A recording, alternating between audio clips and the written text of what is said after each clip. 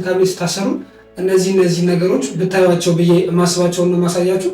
እስኪ ተከታተሉ። መጀመሪያ የምናየው ነገር ግራናይቱ ነው። ከስተመሩ እንደሚመርጠው ቢወሰንም ይሄኛው ጋላክሲ ግራናይት የተሻለ ነው ብዬ አስባለሁ። ጥንካሬው ውበቱም የተሻለ ስለሆነ ማለት ነው። ነገር ግን ካቢኔቱን የሚሰሩ ድርጅቶች ጋር ስትነጋገሩ አንደኛ ከስር ያለው ነገር ይሄ ማለት ነው ወይ እንጨት መሆን አለበት ወይ ደግሞ ከፍ ያለው ፒን መሆን መቻል አለበት። ይሄም ደግሞ ይጠቅመዋል። ውሃ መሬት ላይ ሲተኛ በቀላሉ ካቢኔቱ እንዳይመሰብስና እንዳይጎዳ ያግዝናል ማለት ነው። ደግሞ የምናየው ኪችኔታችን በዩዙ የምናዋቅርበት ማቴሪያል እንጨት መሆን መቻል አለበት። ከተቻለ አውስትራሊያ እንጨት ሊሆን የተሻለ ነው። እሱም አንደኛ መዋቅሩ በደንብ ይደግፍልናል። ከታች ያለው ካቢኔቱ በደንብ ጥንካሬ ያለው እንዲሆን ያደርግልናል። ከዛ ውጭ ግን ከላይ ያለውን ግራናይት በደንብ ይሸከምልናል። የተሻለ ኳሊቲ እንዲኖረው ያደርጋል ማለት ነው። ውሃ እንዲነካው የሚበሰብስ ነገር ስላልሆነ የተሻለ ኳሊቲ እንዲኖረው። ሶስተኛ ደረጃ ላይ ደግሞ የምናየው እንደምትመለከቱት ከላይ ያሉት የተሰቀሉ ካቢኔቶች አሉ። የተለያዩ ፓርቶች ቢሆኑ የተሻለ ነው። እዚህ ጋር አንድ ቦክስ አለ፣ እዚህ ጋር ደግሞ አንድ ቦክስ አለ፣ እዚህ ጋር አንድ ቦክስ። ሁሉም የተለያዩ ቦክሶች ናቸው።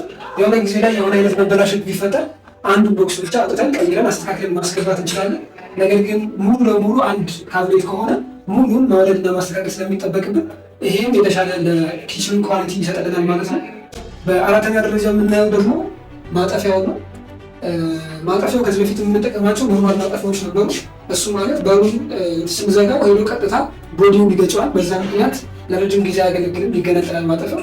አሁን ላይ ግን የምንጠቀማቸው ማጠፊያዎች ሃይድሮሊክ ማጠፊያዎች ናቸው። ቀጥታ ስንዘጋቸው ቀስ ብለው እየሳቡ በሩን እንዲዘጉልን ማለት ነው። በኃይል ነው የገፈተሩት፣ ነገር ግን ራሱ ቀስ ያለ ነው እየሳበ ይዘጋል። እንዲህ የሚሆን ከሆነ ማጠፊያው ለረጅም ጊዜ ምንም ሳይሆን ያገለግላል ማለት ነው። ስለዚህ አራተኛው ነው ይሄንን እናያለን። ደረጃ ላይ የምናየው እንደዚህ አይነት ወደ ላይ የሚከፈቱ በሮች ካሉ ከላይ የምትመለከቷቸው ወደ ላይ የሚከፈቱ በሮች ናቸው። እንደሱ አይነት ካለ አሞርዛተር ያስፈልጋቸዋል። በሮቹ ወጥሮ የሚይዝልን አሞርዛተር ማለት ነው። እንደዚህ ተከፍቶ የፈለግነውን ነገር አውጥተን ተጠቅመን መልሰን እንድንዘጋው የሚያደርግልን አሞርዛተር ያስፈልገዋል። ይሄም አለው የምትመለከቱት እዚህኛው ጋር ይሄም አለው። እንደፈለግን ተጠቅመን ለማውጣት እቃዎችን ይመቸናል ማለት ነው። አምስተኛ ላይ ያለው ይሄ። ስድስተኛ ላይ የምንመለከተው ደግሞ የምንጠቀማቸው ስላይደሮች ነው። እዚህ ጋር የምትመለከቱት ስላይደር ተጠቅመናል። ከታች ያለው ስላይደር፣ ከዛ ውጭ እዚህ ጋር ስላይደሮች አሉ።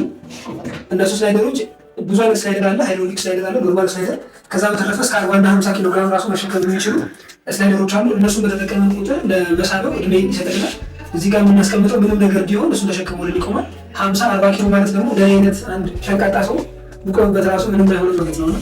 በዛ ያህል ድረስ መሸከም የሚችሉ ስላይደሮች ስላሉ እነሱን ከተጠቀምን ኪችናችን በጣም ጥንካሬ ያለው ለረጅም ጊዜ የሚያገለግል መሆን ይችላል። እነዚህ አይነት ቲፖችን እንዲደርሳችሁ ይህን ፔጅ ፎሎ ማድረግ እንዳትረሱ።